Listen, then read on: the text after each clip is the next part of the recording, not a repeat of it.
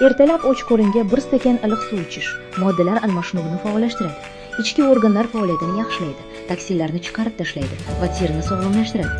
Bu odat organizmni suvsizlanishdan qutqaradi, ovqat hazm qilishni yaxshilaydi, limfa tizimini ishlatadi va yurak-qon tomir tizimini qo'llab-quvvatlaydi.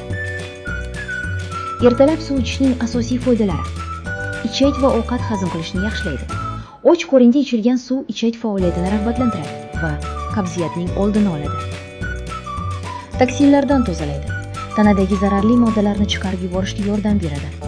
Moddalar almashinuvini tezlashtiradi. 30-40 daraja iliq suv metabolizmni oshiradi. Teri holatini yaxshilaydi. Organizmni namlantirib, terini tozalaydi va yoshartiradi. Qon aylanishini yaxshilaydi. Limfa tizimi ishini faollashtiradi. Energiya beradi. Organizmni uyg'otib, charchoqni kamaytiradi.